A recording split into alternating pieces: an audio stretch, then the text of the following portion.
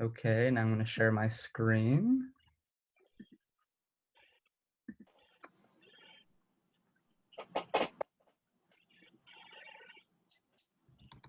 Okay, I guess we can begin.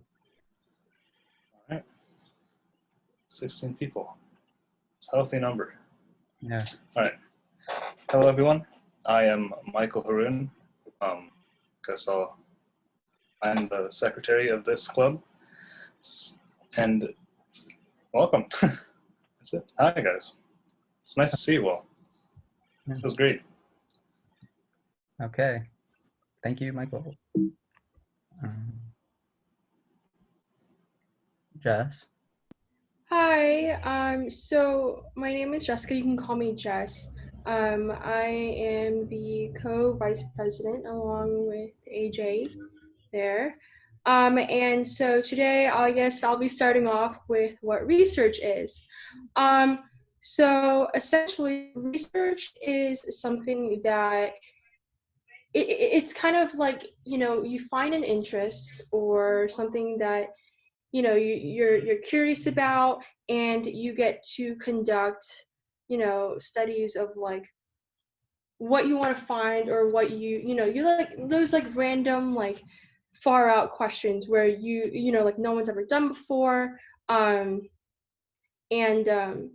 I'm like a little shaken up. There's so much information to talk about. So as you can see in the slide here, it says that research is simply some form of analysis and evaluation. Now, you have to remember that not everyone has to do, like those big kind of research papers, because one would think that when you hear the term research, you think of, okay, there's going to be a group of people, there's going to be advisors, there's going to be some sort of hands-on experiments that you have to do. And it's not like that. There are several ranges of research that, it can be as little as a few pages looking into like maybe a topic. It could be like a review research paper, right? Something small like that. But the research, even though it's a review, like analysis paper, it's almost like your own opinion in a way, and like what you think. And it kind of goes into like what you want to kind of look forward to in the future. I don't know if that makes any sense, but let's see right here. I'm going to attach a link in the chat. It's when you click on that, it shows you a variety of research methods that you can apply to when you do your kind of research here.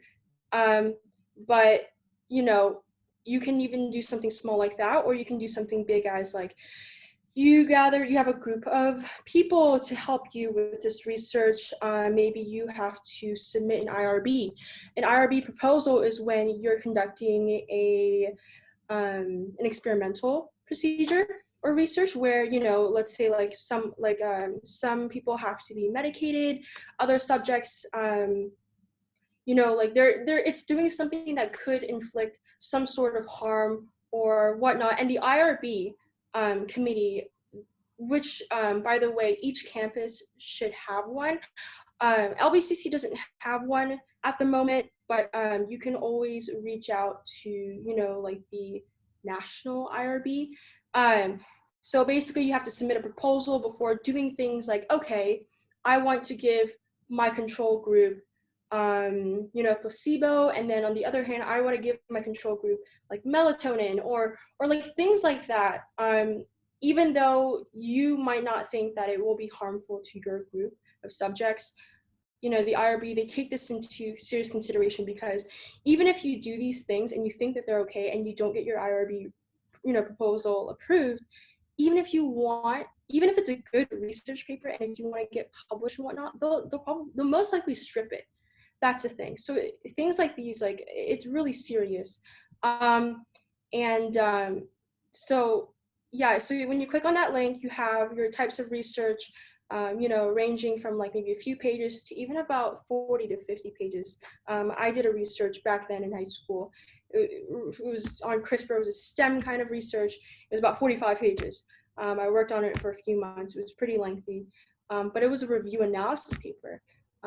So then again, also it doesn't. You also have to remember that it doesn't have to be a STEM paper as well. It can be a historical research, philosophy, math, like any kind of research, any kind of interest that you might have, whether it has something to do with your major, maybe like an extracurricular activity that you do, anything that you might think that, almost kind of like, I wouldn't say like an intrusive thought, but, if you think about it, whatever you just like, those like random thoughts of the day, you could just like look up on Google, they just like all pop up. There's just, no matter how weird or, like how crazy it might be, you're looking into it. You're looking into how these things happen, and you're trying to understand why they happen the way that they do, and maybe like find more things that you know could eventually help, I guess, like the human population in like the future or whatnot. In this case, my current research paper, to briefly talk about it, it just studies like ADHD in college students, and like before COVID, when we were like studying in public places, um, you know, I would tend to study outside rather than at home, because I know that if I were to study outside, I can't watch Netflix or sleep in class. I can't do any of that. And so that's why I tend to study outside. But the thing with ADHD students is that we could still go outside, and I could be sitting at a library for 5 hours doing nothing. I could be on my phone doing nothing. I could be watching Netflix doing nothing.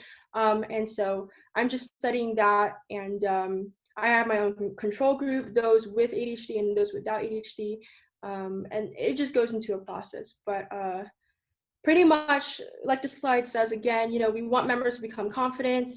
It could spark new ideas.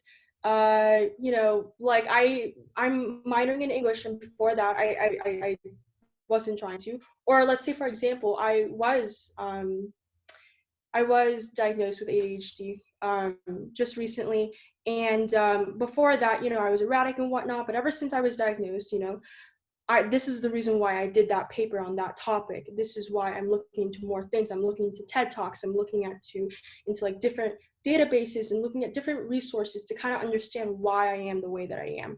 And just know that, you can do these things too, for yourself and whatnot. So, and the last thing that also says there is that we try to prepare members for rigorous analytical research. So, we are just college students now, but, later when we do go to med school or law school or anything like that, eventually it should prepare us and give us like a foundation to kind of build up that stamina to do these like lengthy research papers, because that the bigger people, they're doing research papers up to like 200 to 300 pages. Some research might even take years for them.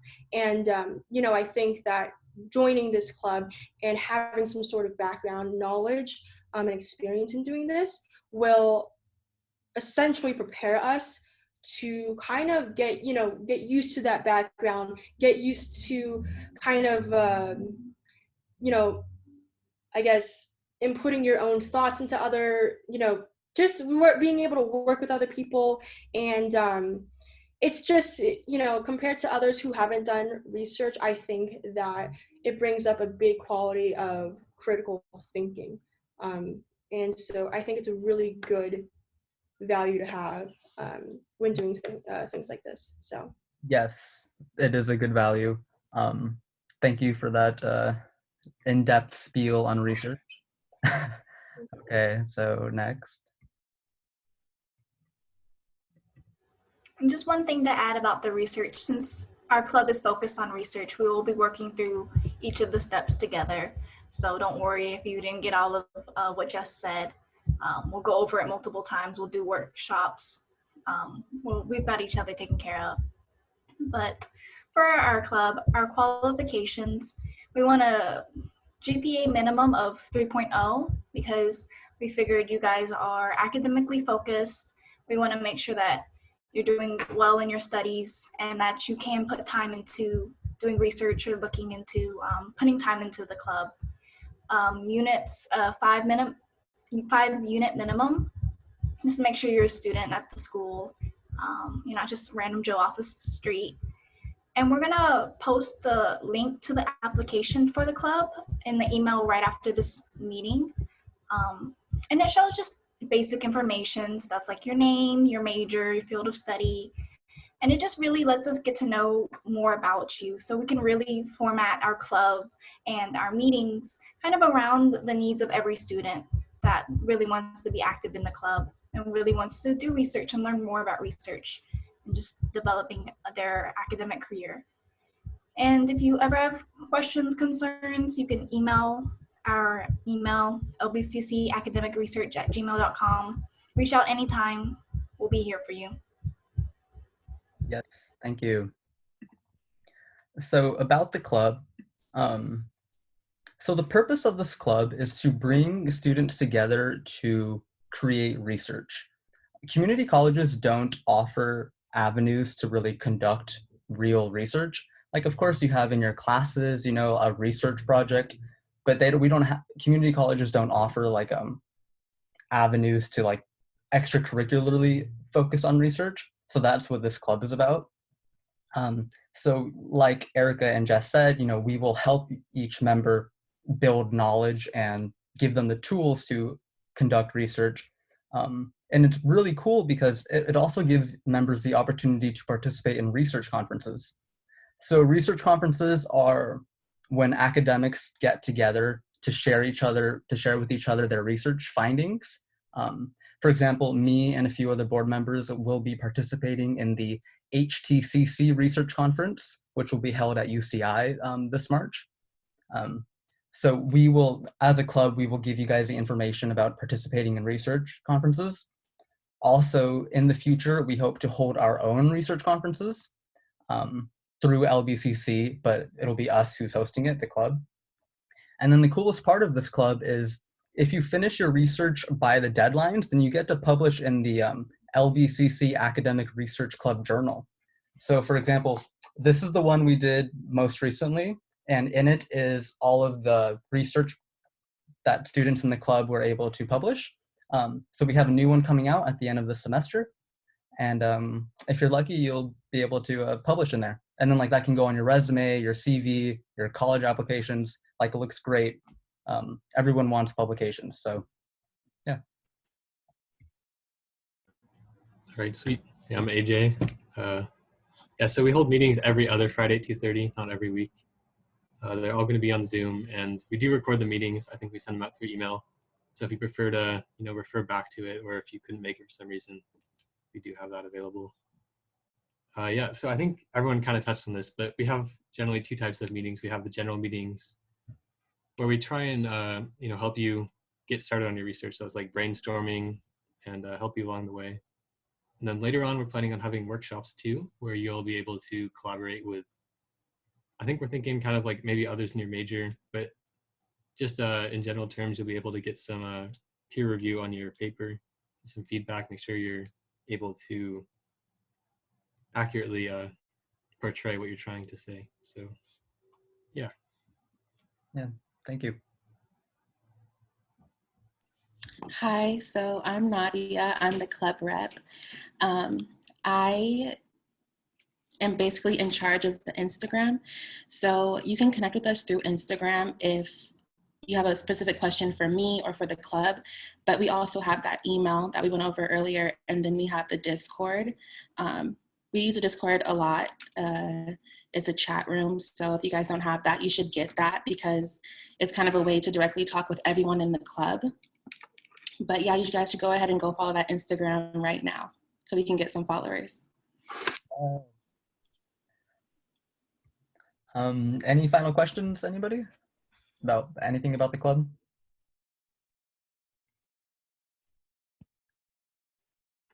I have a question. Okay. What is being looked upon to in our articles to ensure that we're selected or non-selected for the journal? The criteria is not super high. It's just a matter of if the board collectively approves and thinks it's worthy of the journal, then we will publish it. But it's not like something you have to worry about. Like, we're not looking for, the best writing and the best everything. It just, you have to, like, if you accurately demonstrate your interest in that subject that you're researching on, then, it's worthy of being in the journal. Sounds good. Thank you. Yeah. And I actually have one more thing to add. Sorry. So on the Instagram, I'll be posting, with Jessica's help, like stuff about research, like the format of it. And there's different types of research papers, like she said. And also I'll be posting like the club meeting info or just random stuff. So yeah, just go follow it. Yeah. But to kind of go off of what Mark said, yes, it is kind of, like a big advantage to having being published. Wherever you're transferring to, or let's say applying to, like I said in the very beginning, it shows that it's just showcasing that, you like to critically think in different areas of subjects, and that you're willing to do so. Because some people, they find an interest and they kind of just, they're so hyper focused on maybe like a specific subject, and it kind of just goes away. But research is the opposite. You're hyper focused, but you're so interested in that subject that you want to keep going and going, and maybe finding like different, I guess, like paths to what that main topic is. And it's just, think of it as like a skill, like if you're able to do research, it's essentially like a skill. So it's a really good thing to have. Yeah, agreed. Any other questions? I also have one more thing to add, sorry. Just know that you also have resources. So, besides us, which you can contact anytime through the email and whatnot, when you are doing your research, you can also have help from your professors. For instance, I have my English professor who's currently advising my research right now, but it can be anyone. It can be your psychology professor, it can be your sociology professor, a professor that is working alongside your major, or they might not have any correlation at all. It doesn't also have to be a professor, just someone that kind of work with you and overlook your let's say your abstract or your conclusion, or small things like this. But just know that you can also decide to work alone, but you don't have to do that.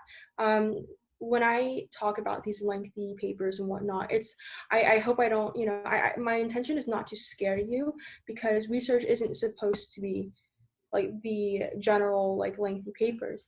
And you don't have to work alone. You can decide to do that, but you shouldn't do that because you're afraid of reaching out to any of us, or like any other person out there to help you, to help guide you through these things. So that's why later throughout the year, we will be conducting these workshops and whatnot, because there's small little things, kind of just like tutoring in a way, kind of get to know where you are, where you stand, what you need help with. And that kind of goes along with the form, right? The application. If you've clicked on it, basically the reason why we go into depth in that application is to understand you in a better way, where let's say one day you might struggle, like really struggle in an area where you're not familiar with and whatnot. We get to know who you are and see what your interests are, and that way we can kind of guide you. We're not going to hold your hand where, every single time, but we'll give you a general overview on what you need to do, and that way we can kind of just let you guys go on later without our help. But yeah, you have to understand, like, that's why we need to know, like, who you really are, how determined you are to actually doing something like this. Because mind you, for instance, like me, I lacked for like 2 weeks because I didn't feel like doing it. But I also had other school work to do. I had work to focus on. So it's, you have to be dedicated in a way. Again, that's up to you. That's up to your schedule. We just might want to know how you are in case like you were struggling. But other than that, it is something that you have to kind of dedicate your time to doing, because otherwise you're going to lock off. We at the beginning of the year for the fall semester, we did have some, a few people leave. Mark, they did leave because they liked what they did, but then all of a sudden it kind of fell off because maybe they were really interested in the subject, but they didn't have enough time, and so they didn't dedicate like an hour or so every day to research, and they just fell interest. They didn't really like what they did. So Yeah, so just to cut in, just so we don't go too long, does anyone have any final questions? Yeah, Brian? Excuse me. So this journal is published annually? At the moment, yes. Yeah, at the end of spring semesters. In the future, it might be every semester, but at the moment, yeah. Okay. So, like, if for this year, for example, if I choose to write about one subject, next year I can choose something, entirely different. Because if I can recall from an earlier conversation, beginning of the meeting, it doesn't necessarily have to be along the lines of what our major is. It could be something that we're passionate about. Yeah, definitely anything. Okay. You can write about anything you want, Brian, but what we're looking for more specifically is quality and your sheer interest. Quality we'll be helping everyone with, but it's the long-term dedication that we're looking for. Yeah. That sounds great. Thank you. You're more likely to get published in the journal as long as you just participate in the activities of the club and stay on track. Like if we're gonna have our meetings every 2 weeks, right, Mark? Yes, every Friday. So yeah, so when you come to those meetings and we have those workshops, just make sure you have something tangible that you can share, and then from there just keep going on and break it up in little parts. So don't let it overwhelm you. Thank you. If there's no more questions, then I will stop the recording, and I'm going to send out a recording after this meeting, and I'm also going to send out the application. We forgot to mention the application is due by our next meeting, which is in 2 weeks. The application only takes like maybe 7 minutes though, so it's nothing to stress about. But other than that, I think that concludes our first meeting. Okay then. Thank you, everybody. Go Beach! Go Beach.